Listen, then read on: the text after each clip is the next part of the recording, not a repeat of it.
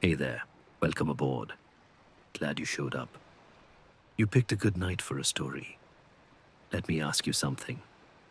When I say pirate treasure, what picture pops into your head? Go on, be honest. It's a chest, isn't it? Wooden, iron locks, bursting with gold coins that shimmer in the sunlight. Maybe there's even a skeleton sitting on top of it, sword in hand, guarding it for eternity. And of course, somewhere, a map with a giant X marking the spot. Yeah, that's the one. Well, here's the first twist. That picture, that whole buried treasure thing, it's almost completely fake. No, seriously. The way Hollywood, and honestly, even some history books, have sold us pirates is about as real as Johnny Depp stumbling around with eyeliner in the Caribbean. Don't get me wrong, great movie. But the reality? Way messier, way less glamorous, and sometimes, honestly, hilarious. Because here's the truth. Most pirate treasure wasn't gold. It wasn't silver. It wasn't even coins most of the time. It was stuff. Barrels of sugar, stacks of cloth, maybe a few crates of tobacco leaves. If they were lucky, some rum. And if they were really unlucky, rotting onions. Yeah, that's what pirates risked their lives for.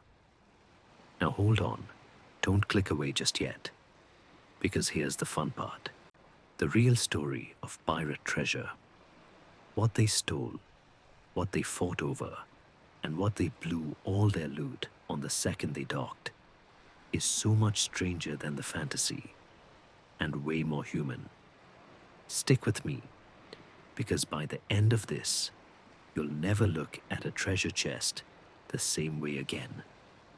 So, how did we even get this treasure chest myth in the first place? Why do we all carry around this picture of pirates digging holes on desert islands, stashing away gold, and leaving behind cryptic maps? Simple. Because it's a damn good story. You can blame a writer for all this. Robert Louis Stevenson.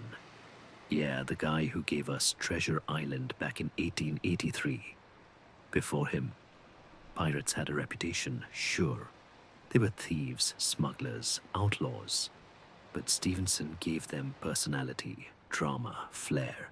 He gave us Long John Silver, the map with an X, and the idea that treasure was something shiny you buried and passed down in legend. That book rewired people's brains. Suddenly, pirates weren't just criminals. They were romantic heroes of the sea. And buried treasure. It became the symbol of the pirate life. But here's the kicker. There's almost zero evidence that real pirates ever did that. Okay, wait. That's not totally true. There's one famous pirate who actually buried treasure. And funny enough, it got him killed. But we'll get to him later. All right. So if it wasn't treasure chests, what were these guys after? Let's set the scene. It's the early 1700s, the golden age of piracy. The Caribbean is swarming with ships, Spanish galleons hauling silver from the New World, English and French traders packed with goods, and then the outlaws, the pirates. When they boarded a ship, they weren't looking for shiny coins.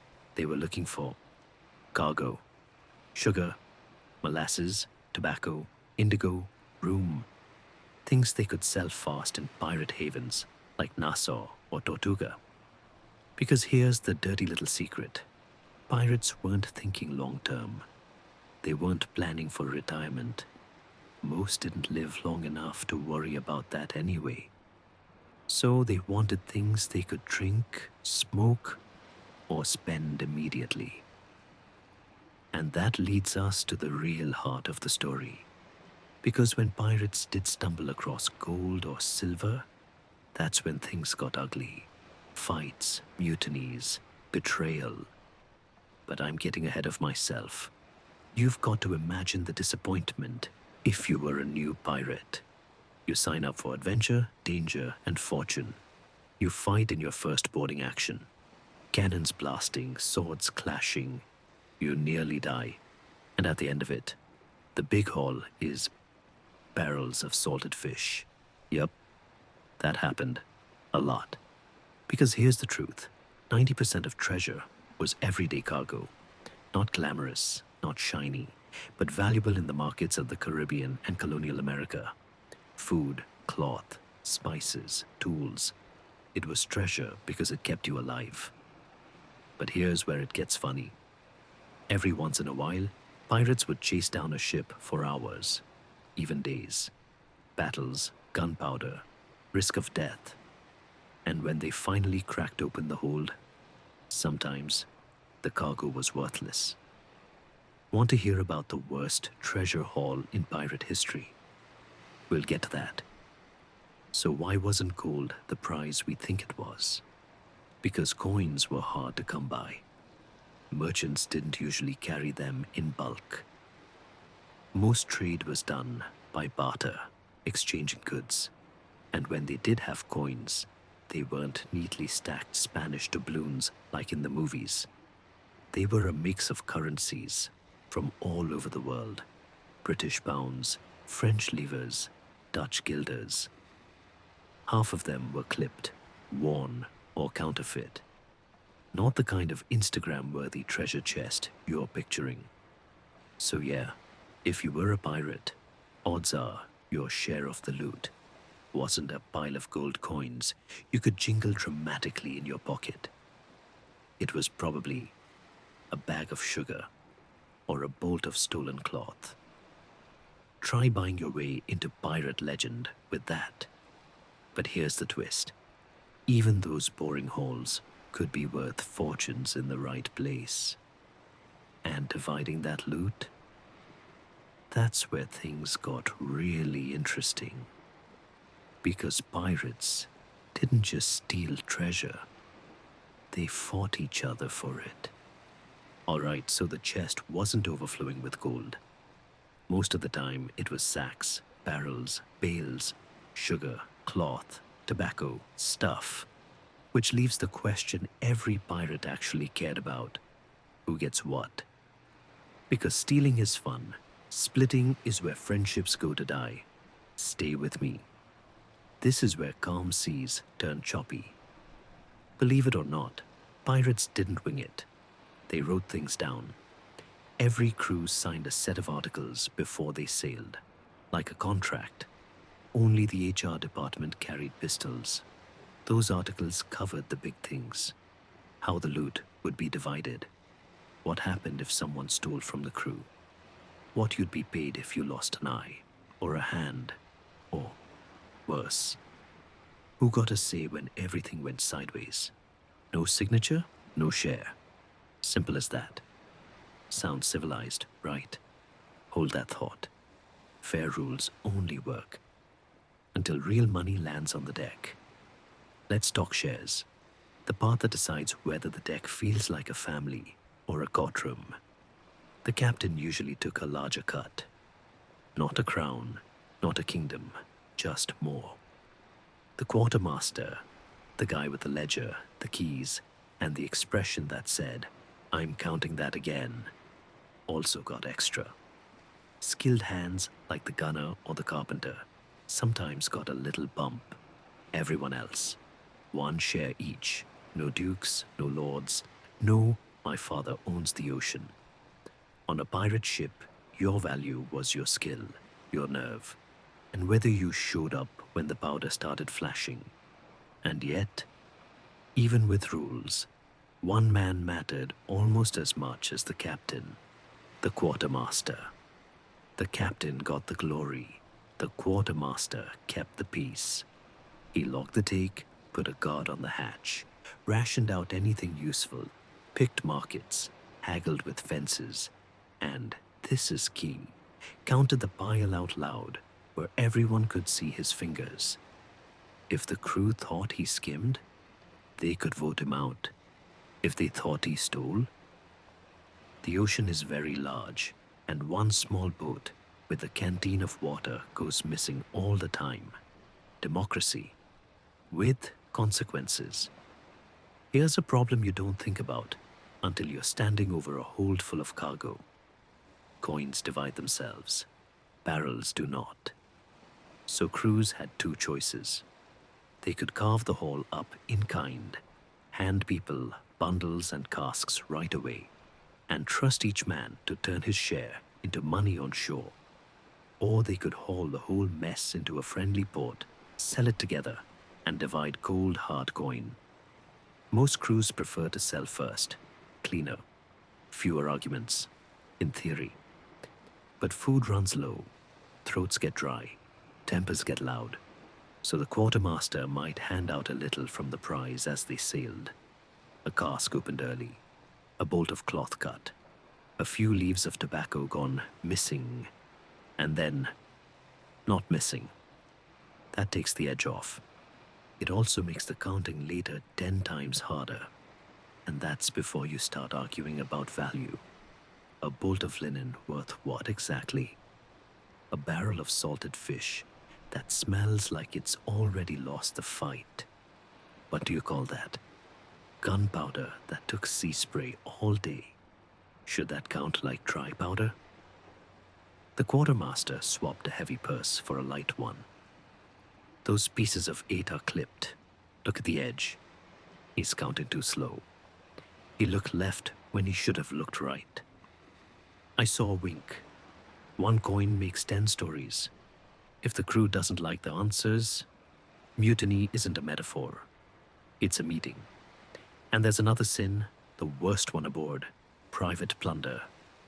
Boarding is chaos. Smoke, splinters, shouting, the deck bucking under your feet. It's tempting to tuck a ring in your boot, to slide a small purse into your sleeve, but the code said, all plunder goes to the pile. Steal from the crew, and you're not a pirate. You're a thief. Punishments were quick and creative, a flogging at least, the loss of your share sometimes, or a quiet rowboat and a horizon that never gets closer. They could rob the world and sleep at night. Rob each other? No one sleeps. And yes, quartermasters cheated sometimes. Not often. They liked being alive, but it happened. The clever way was never coin. Coin is too obvious. The clever way was cargo. Under counter bail. Lose a barrel to spoilage. Sell a little extra on the side through a boy on shore who suddenly owns a nicer knife than a boy should own. But crews were not dumb. They smelled it. They called a hearing, which is just a trial without powdered wigs. Voices rose, fingers pointed. The quartermaster emptied his pockets, slowly, because drama keeps your skin intact. Verdicts were shouted, not written. Splash or stay. Those were the 2 outcomes. Count straight, or else. Not everything hit the ledger anyway. Some things went straight to the back. A captain liked the dead officer's coat. He kept it. A gunner fell in love with a good pistol. That pistol never saw a merchant's scales. A boatswain fancied a velvet hat. He wore it to breakfast. It wasn't uniform. It was theater. Decks full of velvet coats and sailors' breeches. Silk neckcloths tied over sunburnt necks. A bishop's ring on a rope because fingers come and go, but rope holds. If you want the truth, pirate ships looked like a wardrobe exploded and then learned to swear. Captains, let's be honest, were not kings. If a captain chased bad prizes, starved the crew, or split the take unfairly, the same men who cheered him at dawn would vote him out by sundown. Votes weren't polite. Rum was involved. Pistols were nearby, just in case inspiration struck. Sometimes the old captain got demoted and kept breathing. Sometimes he took a short, sad tour of the nearest shoreline. Radical democracy, steel-edged, and nothing guaranteed a vote faster than the worst sin a captain could commit: wasting powder on a worthless prize. 2 days of chase, a gun deck run ragged, a fight in heavy swell, and the hold turns out to be stacked with stone, brick, or onions. Yes, onions. You can smell the resentment from the masthead. Take too many bad prizes, and the crew will take something back. Your command. Now, how did pirates turn cargo into coin? They needed markets that didn't ask questions. Nassau, Tortuga, earlier Port Royal. Sometimes a quiet river mouth, sometimes a port where a governor liked money more than rules. Fences loved bulk goods. Sugar is sugar, tobacco is tobacco, indigo is indigo. You blend stolen barrels into legal ones and pretend pirates are just enthusiastic wholesalers. Did the merchants cheat pirates? Constantly. Did pirates complain? Loudly. Did they keep coming back? Always. Because a bad price today, in cash, is better than the perfect price next month when a Navy frigate is sniffing your wake. And this is where the real curse shows up. The curse of a perfect haul. Once in a blue moon, a crew hit something that makes legends. A pay chest, a bundle of church silver, a little mountain of coin under false boards. You'd think that's a parade day. It isn't. It's a beacon. Patrols here, governors here. Every dockhand in 3 ports suddenly remembers every sail you ever set. The crew can feel the clock ticking over their heads. Some men want to run for a quiet cove and hide it. Some want to blow it all before dawn. Some want to split right now on deck and vanish in pairs. 1 prize, 10 plans, 20 pistols. That's how good treasure turns into bad blood. There is one famous case of buried treasure, by the way, since you're waiting for it. Captain Kidd. Complicated man, part privateer, part scapegoat. He buried a stash near New York, not for romance, for court.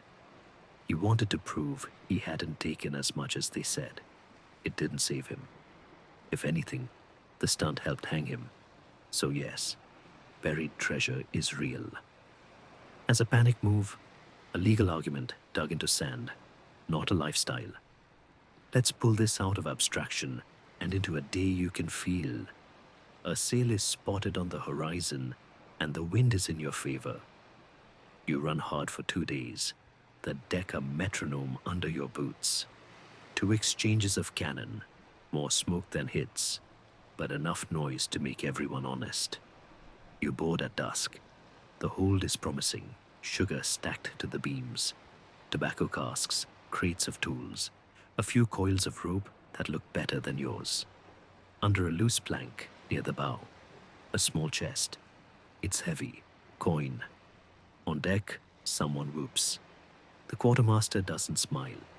He just nods like a man who has seen fights start with smaller excuses. 2 days later, you slide into a quiet bay. A merchant rows out, eyes like shutters.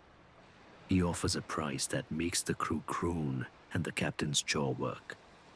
The quartermaster says, cargo spoils, coin doesn't, and the Navy doesn't care either way. They sell, low, because living is more valuable than dignity. Back on board, the counting begins where everyone can see. Injury purses first, always first. The man with the broken thumb gets a small bag. The gunner who can't hear out of 1 ear gets another. The pile thins. No one mentions it. Shares next. The captain takes 2. The quartermaster takes his extra. The skilled hands a bit more. 1 each down the line. Happiness, disappointment, and a very specific silence all share the deck for a minute. Then someone asks the question that curdles rum. Was that all the coin? The quartermaster says, yes. Too quickly, too slowly, depends who you ask. A boy swears he saw more. Another says the lid went down early. Someone mutters that the merchant winked. It tilts the deck, that question. No one moves. Then the captain backs his quartermaster, steady as a post. Some men nod. Some men smile with their teeth. The split finishes. Shore leave begins. By morning, half the crew will sign on to a different ship without saying why. They don't need to. Trust is the only treasure that can't be fenced. Lose it, and your company dies quietly. No cannon required. Why did fairness matter so much to criminals? Because the ocean is a small room you can't leave. On land, if your boss cheats you, you quit. At sea, if your captain cheats you, you wait, and sabotage, and vote. Captains enforced the code because they liked breathing. They knew a crew would risk everything for a fair man and make his life very long and very complicated if he wasn't. And morale wasn't just rations and coin. Some articles even protected the band. If the ship had musicians, and many did, they played most evenings. But Sundays, office, even pirates, respected a rest day. At least for the fiddler. One more quiet king aboard, the surgeon. If you had one, you paid him well. He sawed, stitched, and did unholy things with rum and thread to keep you in one piece. No surgeon, no nerve. Men fight differently when the only medical plan is don't bleed. So his chest, the tools, the odd bottles, the bandages that look like they've already seen things, was guarded like treasure. Because it was. Take a breath. We've lived in the hold, in the articles, in the counting. Treasure wasn't just coin. It was math and medicine and 100 tiny acts of trust. And once the split was done, that's when the real trouble started. The ports, the taverns, the gambling, the tailors who could turn a pirate into a peacock in one afternoon. The fastest path from fortune to empty pockets you've ever seen. That's where we're headed. The loot was divided. The shares were counted. The purses felt heavy. And for a pirate, that weight never lasted long. Money in the hand meant rum in the belly. And rum in the belly meant chaos. Because pirates didn't save. They didn't invest. They didn't tuck away coins for the future. The future, for most of them, was short. So they spent it, all of it, as fast as they could. Picture Nassau at night, the harbor packed with ships, the streets full of smoke from cooking fires, and the taverns glowing with lanterns that never seemed to go out. A crew walked in after a successful raid, and the whole town knew. Boots hit the boards, voices boomed, coins spilled onto counters. The first purchase was always rum, a mug, then another. Then a whole barrel rolled to the table. The tavern keeper smiled, the pirates roared, and the night began. Rum was everything, cheap, strong, always close at hand. It numbed pain. It washed down fear. It turned strangers into brothers, and brothers into enemies if the cups kept coming. By midnight, the tavern was a storm. Mugs slamming, songs shouted out of tune, dice rattling against wood. Arguments that started with laughter and ended with fists. And nobody cared. Not the tavern keepers, not the merchants, not even the governors who pretended to hate piracy. Because every coin the pirates carried stayed in the port. After rum came clothes. Not sailors' clothes, not rough canvas or plain wool. Number pirates wanted to shine. They bought velvet coats in colors that burned in the sun, scarves of silk, boots polished until they flashed, feathers for hats, silver buckles. It didn't matter if the air was too hot for a coat or if the boots wore through in a week. What mattered was the look. They strutted like actors on stage. The dock became their theater, the market their spotlight. A scarred sailor in a colonel's jacket, a carpenter in a bishop's ring hung on a rope, a gunner in a velvet waistcoat that smelled faintly of powder. It was ridiculous, it was glorious, and it told the world, I'm rich today. And then came the gambling. Pirates loved it, couldn't resist it. Cards, dice, wagers on anything. They played in taverns, they played in the streets. Some even played on the deck of the ship, swearing at the roll while the sea tried to toss them overboard. A lucky hand could double a share. An unlucky one could empty a purse before dawn. The dice were often rigged, the cards marked. Everyone knew it, everyone still played. Because it wasn't just about winning, it was about noise, the thrill, the laugh when fortune turned, the rage when it didn't. Money came, money went, the game never stopped. And then, of course, the brothels. Ports lived on them. Rows of houses lit by red lamps. Women, men, and everything in between, waiting for sailors who came ashore with heavy purses and no intention of leaving with them. Pirates spent without care. Hours turned into nights. Nights turned into weeks. They bought company. They bought escape. They bought the illusion that tomorrow would wait. But tomorrow never waited. They left with less money, often with new scars, and sometimes with diseases that spread faster than the ships themselves. It didn't matter, because life was short, and death was always close. Morning was cruel. Picture a man staggering out of a tavern at dawn, his boots missing, his coat torn, his purse empty. A week ago he was rich, now he was broke. He limped to the docks because there was only one cure for an empty purse. Another voyage, another raid, another gamble with death on the sea. That was the pirate cycle. Take, spend, lose, repeat. And every port lived on it. Some pirates made legends with their spending. There are stories of men throwing coins into the street just to watch beggars fight over them. Of captains buying entire taverns worth of rum, then passing out before drinking half of it. Of crews who hired musicians to follow them through the town, playing until the gold ran out.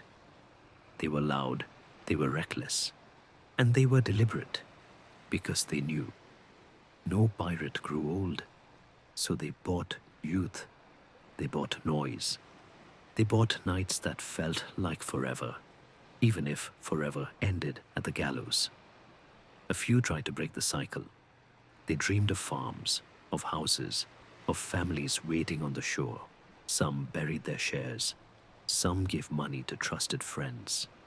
Some even tried to bribe governors for pardons. But the sea was a cruel master. The navy hunted them. Governments betrayed them. Disease struck them. And greed always followed. The ones who tried to save usually died before they could spend it. And their hidden coins, their secret stashes, became nothing but rumors. More myths, more maps, more stories of treasure that never really existed. So the cycle went on. Raid, split, spend, repeat. Nassau thrived on it. Taverns stayed open all night. Tailors stitched velvet into dawn. Merchants bought back stolen goods for half the price and sold them again to the next fool with coins. Pirates lived like kings for a week and beggars the next, but they didn't care. Because for them, treasure wasn't about tomorrow. It was about tonight, and tonight always burned bright. Pirate treasure rarely lasted. Gold became rum, silver became silk, shares became dice, clattering on wood. Coins slipped through fingers like sand, and when it was gone, they went back to sea. Because out there, beyond the horizon, another ship was waiting, another fight, another share. That was the real curse of treasure. It was never really treasure at all. It was fuel, and fuel burns fast. But not every pirate spent it. A few tried to keep it, to hold on, to bury it, to make it last. And that never ended well. Spending was easy. Too easy. Keeping it? That's where the sea got cruel. Because silver doesn't just shine, it whispers, it breeds suspicion, and suspicion sinks ships. Picture a chest slammed onto the deck, iron straps, heavy enough that two men grunt carrying it. The crew swarms like gulls. The quartermaster kneels, key in hand. The lock snaps, the lid groans open, silver, cold, bright, heavy. For one heartbeat, silence, then chaos, shouts, cheers, a laugh so loud it startles the gulls. But when the noise dies, something worse fills the air. The question no pirate ever wants to hear. Was that all of it? That's the curse in one line. Treasure didn't kill pirates. It made them kill each other. Cargo kept them alive. Coin tore them apart. Sugar doesn't vanish into a boot. Cloth can't hide in a sleeve. But a handful of coins, gone in a blink. That's why the pirate code bled ink over fairness. Counted in the open. Pay the wounded first. No secret plunder, no hidden shares. Sounds fair. Until somebody cheats, and somebody always cheats. Night falls. The chest goes below. The hatch slams. A guard leans on his musket. The whispers rise like smoke. He closed the lid too fast. I swear there were more coins in the corner. The quartermaster's belt was heavier than yesterday. The captain's in on it. By dawn, the deck isn't a family anymore. It's a courtroom. And nobody wants to be the one on trial. The clever thieves don't grab coins. Too obvious. They grab excuses. A cask of rum goes spoiled. A bale of silk goes mildewed. A crate tips into the sea by accident. On paper, nothing missing.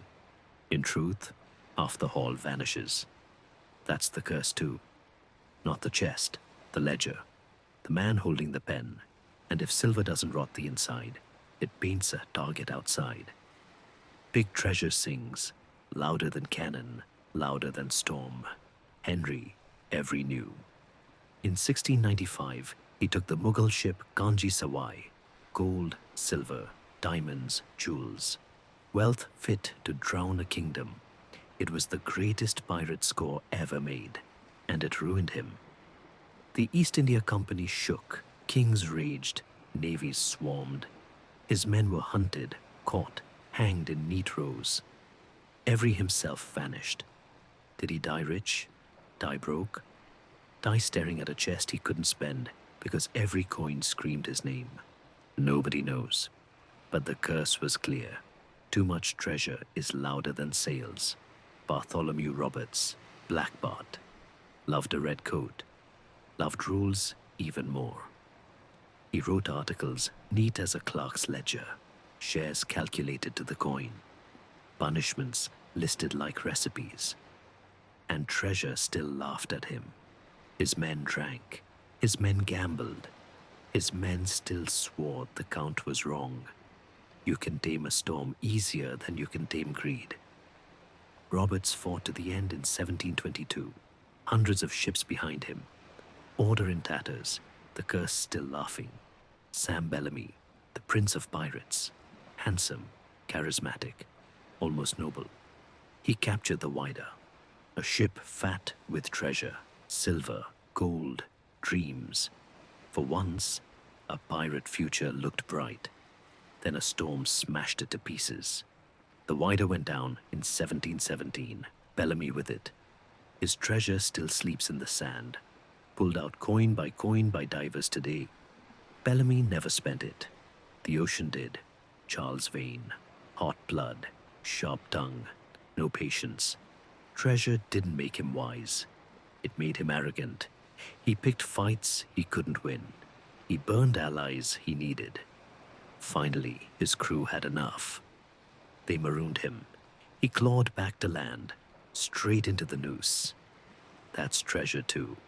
The kind that convinces you you're untouchable until the gallows remind you otherwise.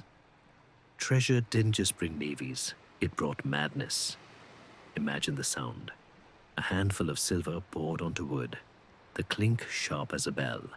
Men stare, hands twitch. Every coin feels like a promise and a threat. You can drink rum, you can smoke tobacco, you can wear cloth, but silver divides, and division kills. Coins themselves carried poison, some clipped, some shaved thin, some bent, some fake. A coin too light, a coin stamped with the wrong face, a coin dented in a way that felt unlucky. Is it still worth a full share? Should it be tossed aside? Is it cursed? Every edge an argument, every argument a grudge, every grudge a spark, and sparks love gunpowder. Now picture midnight on deck, the chest back under lock, the crew restless. The quartermaster insists the count is fair. The captain nods, the crew mutters. A voice breaks through. Count again. The lantern swings. The coins spill out once more. The numbers match. But suspicion never listens to numbers. The man who asked spits on the deck. Another grips his cutlass. The quartermaster's hand shakes just enough to be noticed. It doesn't matter if the silver is all there. The doubt is heavier than the chest. Some tried burying it. The fantasy, you know, palms, X's, maps. Captain Kidd buried his stash near New York. Not to save it, to save himself.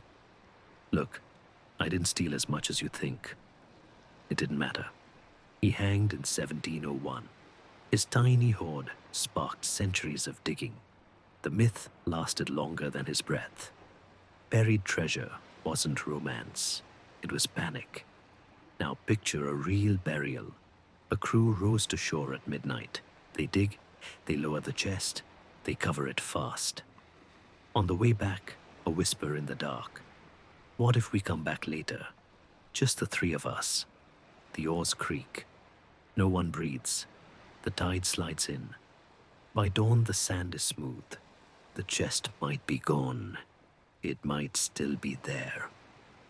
But trust, that's gone forever. The chest looked like salvation. It always did. Lantern light made the metal straps shine. Salt clung to the wood like a second skin. Two men grunted, then set it down with a thud that trembled the deck. Everyone crowded in, wet boots, split knuckles, breath that smelled like powder and rum. The quartermaster knelt. The key turned, the lid lifted. Silver blinked, cold as moonlight, bright as a promise you shouldn't believe. For one heartbeat, nobody spoke. Then the ship burst. Cheers, laughter. That wild, reckless sound of men who think they've beaten the world. And after the noise faded, a softer sound crept in, a whisper from the back. Was that all of it? You felt the deck tilt. It wasn't wind. It was gravity pulling at trust. Count it again. Always again. The quartermaster swallowed. He poured coins onto planks. They rang out, sharp little bells. 1, 2, 10. A river of metal. Numbers matched. Faces didn't. You can measure silver. You cannot measure suspicion. Here's what treasure really did. It split brothers. It called navies. It turned captains into liars, liars into judges, and judges into ghosts. It never stopped shining. It never stopped whispering. More. The Indian Ocean, 1695. The sea looked like hammered glass, sun like fire.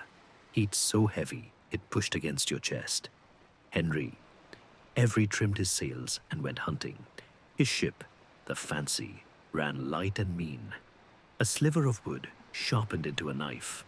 On the horizon, a convoy, dozens of ships, merchants, escorts. Some plodded. One glowed, the Ganji Sawai, a Mughal treasure ship. Guns enough to plant a small forest of iron, men enough to fill a city gate. Every watched her for hours. He measured the wind, he measured the fear, he measured the distance between survival and a story big enough to drown him. Then he showed his teeth. The fancy ran hard, canvas roared, rigging sang, guns spoke. The first volley buckled knees, the second peeled courage from the enemy like old paint.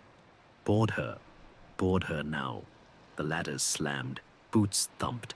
The world turned into splinters, smoke, shouting, and heat. And then it stopped. The treasure ship broke, the men inside broke, the bolts on the storerooms broke. What poured out didn't look real. Sacks of coin, barrels of silver, gold that lit faces from below, cut stones that turned lanterns into stars. Some men laughed, some cried, a few just sat down. A chest can make your legs forget how to stand. They loaded, they divided, they dreamed out loud. And the whole time, the sea wrote a letter in their wake. Dear world, we are rich. Come kill us. The Mughal emperor roared. The East India Company shook like a sick horse. Europe woke up angry, wanted men scattered like sparks. Some tried New England, some tried Ireland. Most tried the gallows without meaning to. Every vanished. Maybe he died rich. Maybe he died in rags. Maybe he died staring at a chest he didn't dare spend because every coin screamed his name louder than a priest at a funeral. That's the part no one carves on a map. Too much treasure is louder than sails. You want quiet? Try midnight on a different deck. Not Every's mountains, just a handful of bags, still enough to bend a ship's soul. The quartermaster counted. The crew counted him. He breathed slow. He swallowed slower. A sailor frowned. He swore the pile was thicker a minute ago. Another tapped his boot. He swore the quartermaster's belt hung heavy. A third stared at the captain like the man had just grown a second mouth. Numbers balanced. Belief did not. Heat rose with the breath no one took. Hands drifted toward hilts. One man coughed and made 10 men jump. Silver does that. It makes silence feel like an ambush. Bartholomew Roberts thought he could beat the curse with paper. Black Bart, red coat, calm eyes. He wrote articles the way a clerk writes neat letters to a strict mother. No fighting on board, no stealing from the company. Drink by measure, sleep when told. Shares calculated, recorded, witnessed. He captured ships like fishermen pull nets. 400, they say, maybe more. The numbers don't matter. The hunger does. Men still fought. They still swore counts were crooked even when they watched them themselves. They still gambled their shares and their tempers on the same night and lost both. Roberts died with black powder in his hair and dignity in his bones. His rules died with him. Treasure didn't. Pick up a coin, feel the edges. Not smooth, clipped by a blade, a little theft shaved into truth.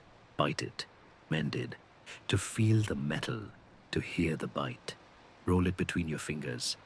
It's heavy for its size, strangely alive. Pour a handful onto the planks. Listen.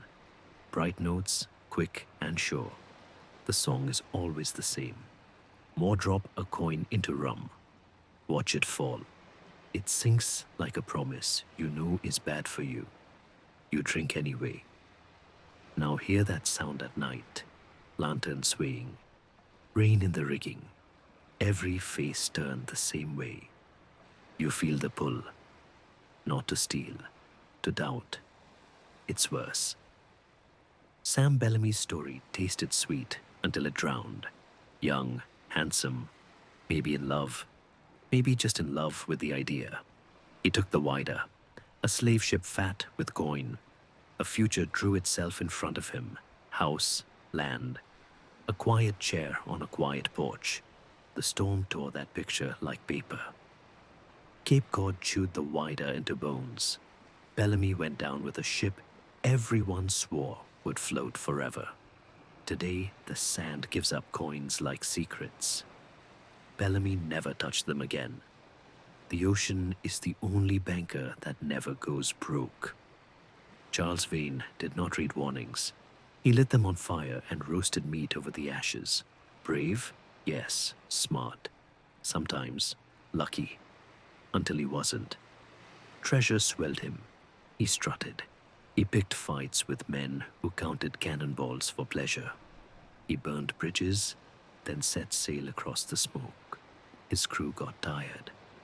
They marooned him on a spit of land where the sky looked like iron and the water looked like lies. He clawed back to shore. He found a rope waiting like an old friend. Treasure makes you think you're untouchable. The gallows has a different opinion. Back to the deck. Another chest. Another count. Again. The quartermaster poured. The captain watched. The crew weighed coins and faces with the same hard eyes. The numbers matched. The air did not.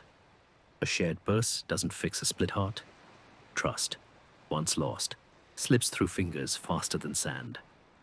Buried treasure lives because panic does. Not romance, not clever maps. Panic.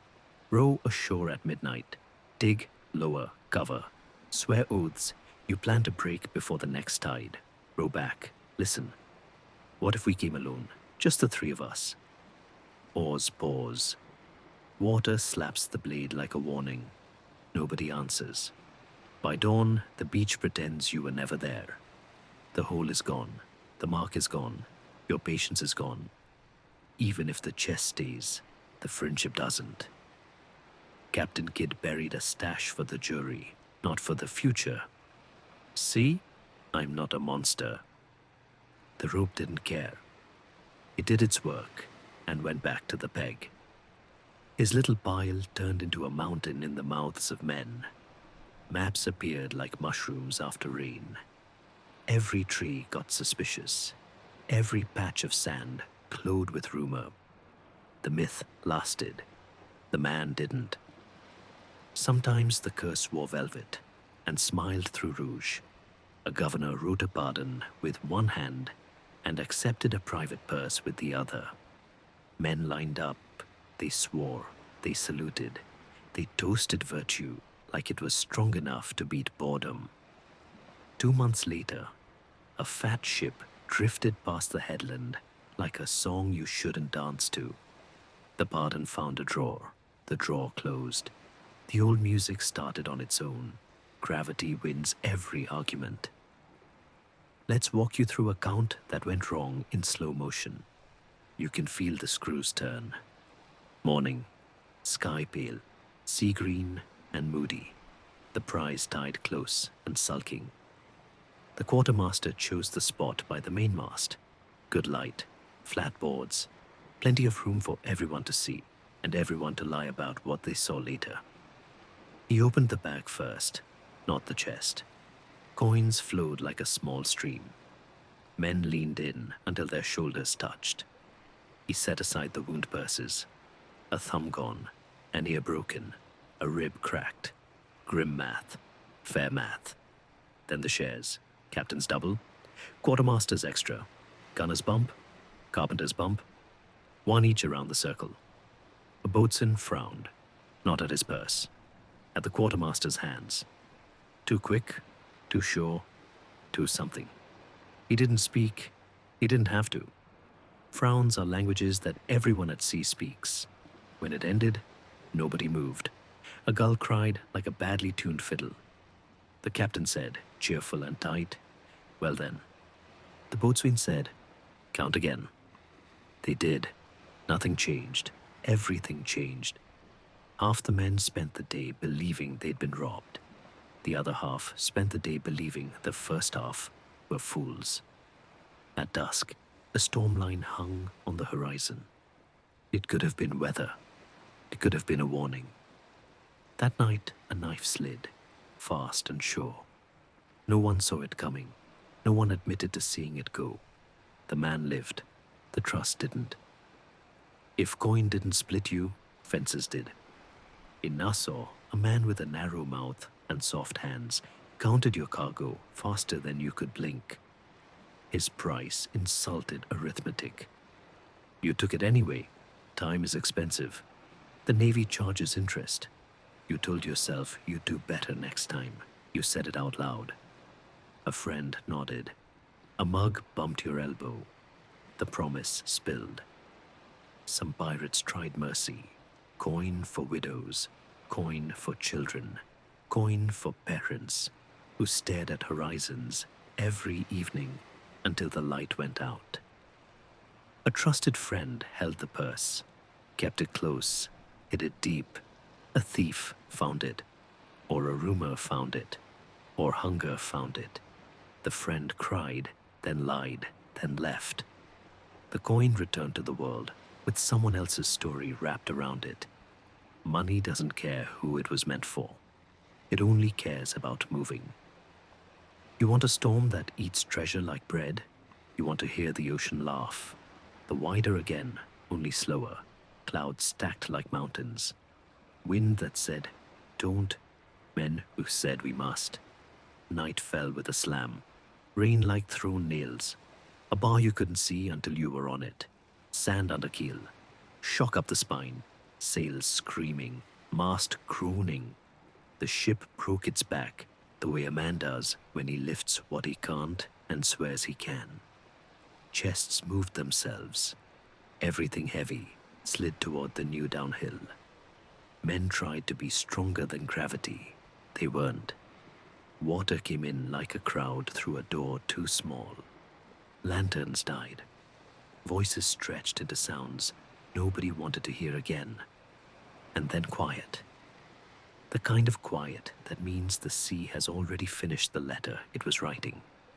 Morning found pieces. Names washed off. Coins in sand. Treasure that never met a flea market. Treasure that never paid for a roof. That's another curse. The storm doesn't care about math. It only cares about weight. How about a small betrayal that ruined a large future? Picture a pinnace, quick and subtle. 2 men, 1 chest. A story about securing it ashore for safety. They row fast. They don't look back. They sail quicker than the wind changes. They change names slower than guilt does. Rumor finds them like tide finds shore. The crew finds them like knives find meat. They don't get a trial. They get a lesson. Everyone reads it. Did anyone beat the curse? A few bored men did. They practiced being dull like it was swordplay. No flashy boots. No velvet that collected envy like lint. No singing on tables. No laughing too loud when chance smiled. They bought land. They learned weather. They learned fences that quartermasters never learned. They died with mud under their nails. Their children forgot the ocean. Their neighbors never knew it. That is victory. Silence so complete, even legends get lost in it. But most pirates didn't want silence. They wanted proof. Proof they mattered. Proof they were alive. Proof they could bend the world with one hand and a cutlass. Treasure did that. For 5 minutes at a time, 5 minutes of coin ringing into a palm. 5 minutes of velvet itching at the neck. 5 minutes of rum warming a stomach and burning a past. And then the whisper. Imagine more. Just a bit more. Just enough to make the 5 minutes longer. It never was.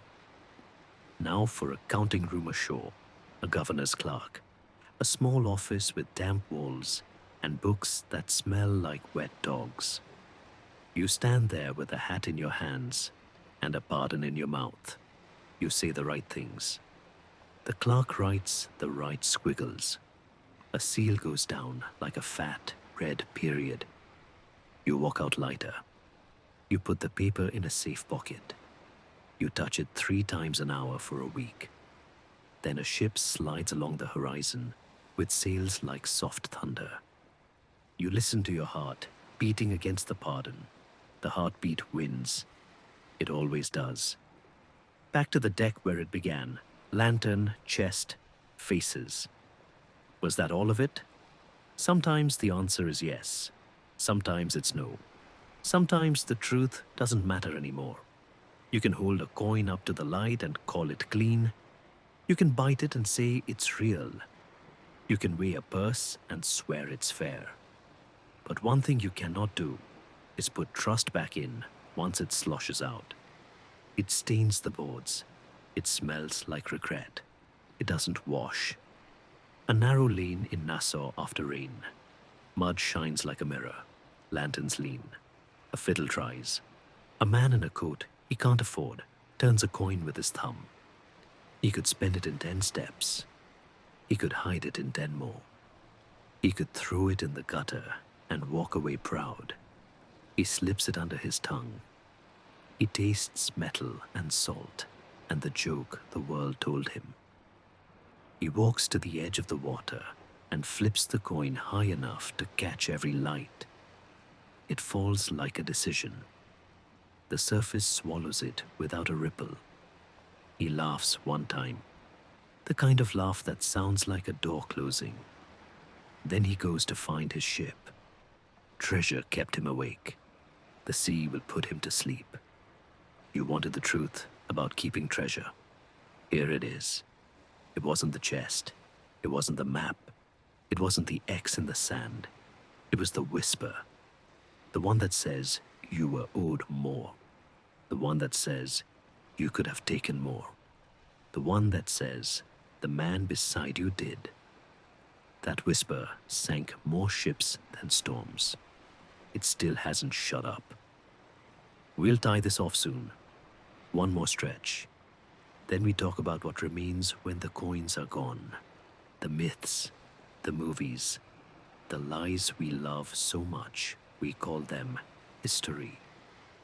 Maybe the only treasure pirates left behind was the story. Maybe the story was the point all along, and stories don't sink. Treasure was never quiet, not on deck, not in port, not even in dreams. It made a sound that stuck in the head, the ring of coins on wood, the creak of a chest, too heavy for one man, the sigh of men who wanted more. You could drink rum to drown it, you could sing songs to hide it. But silver talked louder than both. Take Blackbeard, for example. Edward, teach the devil, with smoke in his beard. When he sailed into a harbor, people panicked. Not because of his guns, not because of his numbers, but because everyone believed he had mountains of treasure tucked away. The truth. He spent it faster than he stole it. He liked rum, he liked fire, he liked noise. Still the legend grew, and legends paint targets. Virginia's governor sent warships. The Royal Navy stopped pretending not to see him. In 1718, they trapped him at Ocracoke. The fight was brutal. Blackbeard took bullets and cuts until his body was a map of wounds. He still fought on until they cut off his head. That head dangled from the bowsprit of a Navy ship. Proof that treasure, no matter how much or how little, draws enemies, like blood draws sharks. Now imagine the men left behind after a big prize. The deck should be a place of triumph. Instead, it feels like a courtroom. Every face is a judge, every man an accuser, every whisper a sentence. One man swears he saw the quartermaster's hands move too fast. Another claims the captain winked at the count. A third insists there was an extra bag before nightfall. Nobody can prove anything. Nobody can accept everything. That's how treasure splits a crew faster than storm or shot. Sometimes the curse showed itself in the smallest ways. A coin clipped on the edge, a mark too faint, a weight too light. Is it worth a full share? Do you toss it back? Do you hand it over with a smirk that says, cursed? Every argument carved deeper lines in trust. And trust is the first rope to snap. Bartholomew, Roberts knew. Black Bart tried to chain men with rules. No gambling, no fighting, no cheating the count. He wore fine clothes to show discipline, not decadence. He thought treasure could be managed like sails trimmed to the wind. But Silver laughs at rules. Men still crumbled. Men still gambled. Men still accused. When Roberts died, his rules went with him. The curse stayed. Look at Charles Vane again. Arrogance his middle name. He strutted on treasure as if it made him immortal. He insulted allies. He challenged enemies. He dared storms. His crew watched. They grew tired of feeding his pride. They marooned him. He clawed his way back, only to meet a rope. Treasure makes you loud. Loud men meet gallows. Sam Bellamy, the romantic, his wider full of treasure. His dreams full of future. Storm broke, both. Coins sank into sand. Bellamy sank with them. Now divers pull treasure out of the wreck, like ghosts handing over secrets. The coins gleam as if nothing happened. But the man who dreamed of them never touched them again. That's the ocean's cruel joke. It keeps treasure bright and men broken, and Henry, every. The one who took too much, the Ganj-e-Sawai, overflowed with wealth. Gold, silver, diamonds. It should have been paradise. It became a death sentence. The Mughal emperor demanded vengeance. Europe agreed.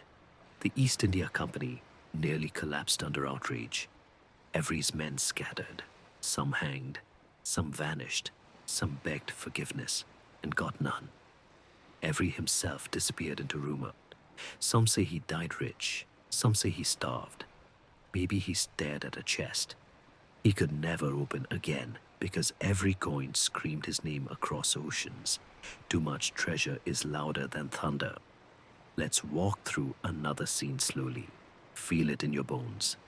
Night. The chest hauled out again. Lantern sways above it. The crew circles close. The quartermaster starts to count. His voice steady, but his hands slick with sweat. One man shifts his weight. Another narrows his eyes. The numbers match the last count. Nobody believes it. A pistol clicks in the dark. The sound is small. The meaning is enormous. One man could die before dawn, or the whole company could. That is the curse of silver. It doesn't weigh the chest, it weighs the air. Not all treasure was coin. Sometimes it was goods, too precious to ignore. Fine cloth, silk bright as spilled wine, spices sharp enough to sting the nose. Sell them in port, and you could buy land. Hold them too long, and you bought suspicion. A man who smelled too good of cinnamon. Another whose sleeves looked too fine. Every luxury raised questions, and questions raised knives. And then there were pardons, paper treasure, governors offering forgiveness in exchange for loyalty. Men lined up. They took the oath. They took the drink. They promised to behave. 2 months later, a fat merchant passed canvas, shining like temptation. The pardon found the bottom of a chest. Old habits found the top of the deck. Paper burns faster than rum. Sometimes keeping treasure meant hiding it. Buried on beaches, tucked under palms, X marks scrawled on scraps of hide. But the ocean laughs at maps. Tides move, trees fall, sand drifts. A chest today is a memory tomorrow and a suspicion forever. The men who buried it never returned whole. Either the sea claimed them or their friends did. Picture 3 men rowing back from a burial. The oars slap water slow and steady. Moonlight paints the beach behind them. One whispers, "What if we go back alone?" The others stare ahead. Their hands tighten on the oars. No one speaks again. By dawn, the tide has washed the beach smooth. The chest gone, or hidden, or cursed. But trust gone forever. That is the real loss. And sometimes betrayal came from greed, dressed as caution. A pinnace slipped away with 2 men and a chest. They claimed they were securing it ashore. The crew waited for their return. the return never came. Rumor chased them, crew caught them, knives judged them. The chest returned heavier with blood than with silver storms, finished what greed began. A gale hit without warning. The sea rose like a wall. Barrels broke loose, chests smashed against bulkheads. Men clung to ropes, men prayed, men cursed. The storm didn't listen. It took men, it took treasure, it took memory. Morning left pieces, coins scattered on sandbars, names never spoken again. The ocean doesn't care about fairness, it only cares about hunger. Did anyone beat the curse? Yes, but only by becoming invisible. The boring pirates, the quiet ones, no velvet coats, no shouting in taverns, no gambling shares in one night. They slipped ashore, bought land, planted beans, died with mud under their nails, not blood. History forgot them. That is survival. Most didn't want that survival. They wanted fire. Noise-proof. A coin flipped in the sun. A purse slapped on a table. A velvet jacket itching at the neck. Rum burning the throat. 5 minutes of feeling rich. 5 minutes of feeling untouchable. 5 minutes of laughing at the world. Then the whisper came back. What if you had more? Just a little more. It never ended. Picture Nassau, after rain. Narrow lanes, shining with mud. Lanterns swinging, fiddle scratching a tune. A man leans against a wall, his coat too fine for his fortune. He rolls a coin between thumb and finger. He could spend it in 10 steps. He could hide it in 10 more. He could throw it in the gutter and walk away. He doesn't. He slips it under his tongue. He tastes the metal and the salt. He walks to the water. He flips the coin high.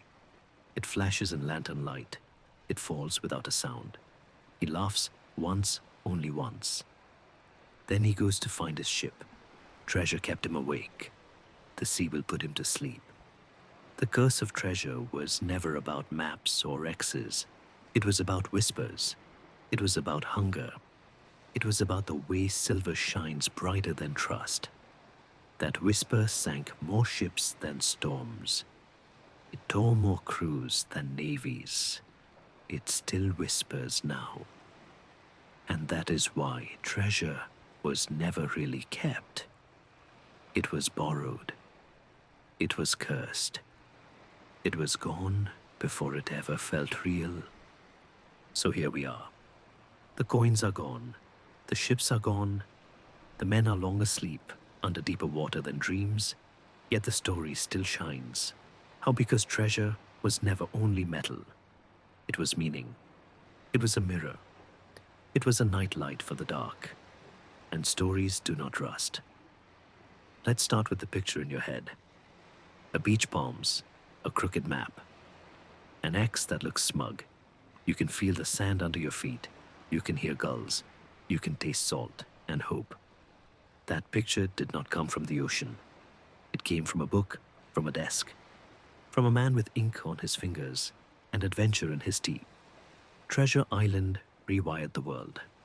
It made pirates charming, dangerous but polite, greedy but lovable.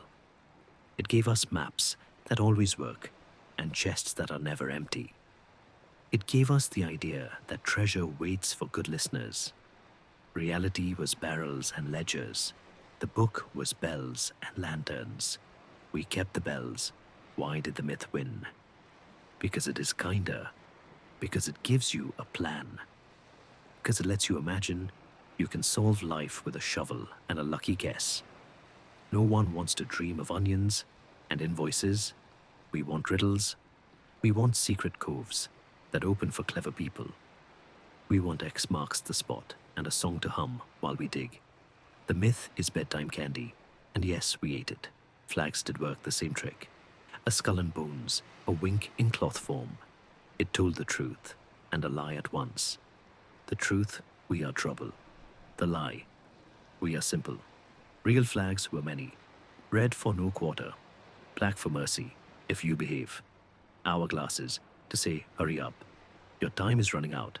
Bleeding hearts that said, we mean it. But the Jolly Roger won the costume contest. One picture to rule them all. Simple enough for a child to draw, sharp enough for any adult to remember. We kept that too. And the maps? Oh, the maps. Tea-stained edges burned. Lines wiggly. In the exact way that says, trust me. Real maps were boring. Soundings, sandbars, currents, arrows that said, do not go here unless you want to meet. Got early. Pirates did not draw big red X's. They drew courses and lists, rum rations and repair notes, small truths that keep ships alive. But we loved the false map better because it promised a shortcut, a cheat code, a private door into fortune. We kept that as well. Why do we still hunt? Because hope is the oldest habit. Metal detectors on morning beaches, divers combing shipwrecks, collectors bidding on a coin like it is a kiss. Every search says the same thing. Maybe today. Sometimes they find real things. A chain hidden in sand since a storm before your grandparents were born. A coin trapped in a reef like a glittering fish. A ring that remembers a vow no one else does. Sometimes they find stories instead. Those last longer. There is a law side to this too. Treasure today means paperwork, salvage rights, insurance courts that argue about tides and ownership, the way pirates argued about shares. A found coin is not a free coin. It might belong to a company or a country or a museum, or everyone and no one, depending on who hires the better lawyer. The ocean does not read court filings, but people do. So the modern pirate has a briefcase and a reason to sigh. Listen to the clink the world still loves, theme parks, pipe it in on hidden speakers, movies, layer it under sword fights. Video games awarded for breathing correctly. We reward ourselves with the sound of treasure. We have trained our ears to mean yes when metal sings. That is the myth doing push-ups. Now let's talk about bedtime. Because this whole voyage was meant to be gentle. A slow tide, a long yawn, a hammock that remembers your shape. Why do people fall asleep to pirates? Because the ocean is a metronome. Because rigging is rain that sings. Because stories about other people's mistakes are warm blankets for our own worries. We tuck ourselves in with the past. We let the waves erase the sharp corners of the day. We drift, but if you are still awake, high congratulations. You have unlocked the secret epilogue. Either my voice is too interesting, or your pillow has the ergonomics of a cannonball, or both. Stay, we will land together. Here is a quiet truth. Treasure worked because the world was unfair. People were poor. Ships were rich. The sea was a road with no toll booths. Crime felt like balance, scratched into the ledger with a knife. We keep telling pirate stories because a part of us understands that. We understand wanting more. We understand the whisper. What if I had a little more? And yet the moral is not what you think. It is not pirates bad. It is not treasure bad. It is not work hard. And you will be rewarded with a map drawn by destiny. The moral is this. Treasure is a test. It measures trust. It measures patience. It measures how loudly you can tell your hunger to sit down and hush. Sometimes the hunger wins. Most of the time, actually. That is why the myth is softer than the truth. We need a version we can sleep with. So what actually survives? A handful of coins in museums, a few flags, a few pistols, a few coats that still smell faintly like salt and ghosts. And a mountain of stories, tall ones, short ones, mean ones, sweet ones, jokes, songs, shanties that made work lighter and mistakes quieter. The stories are the real treasure. They are the one thing pirates could not spend. They are the only cargo that does not rot. Let's sail through a few little myths and set them gently on the dock. Myth 1. Pirates buried treasure everywhere. Truth. They buried it almost never. And usually because panic had the wheel. We kept the map because it is fun. Myth 2. Pirates always fought to the last man. Truth. They negotiated constantly because cannons are expensive and limbs are non-refundable. We kept the last stand because it looks good on a poster. Myth 3. Pirates were all men. Truth. Some crews had women who fought, worked, and argued the count as well as any sailor. We kept the surprise because it makes the story better when it walks in wearing boots. Myth 4. Pieces of 8 were magic coins that opened doors. Truth. They were just silver discs that paid for rum cloth and bad decisions. We kept the shine because shine sells. Myth 5. The Jolly Roger was the only flag. Truth, flags were messages and pirates spoke many. We kept the skull because it is easy to draw in the margins of a notebook. There, gently shelved. No scolding, just tidying. Why does Hollywood keep returning? Because the ocean is a stage that needs no sets. Because a mast is already a spotlight.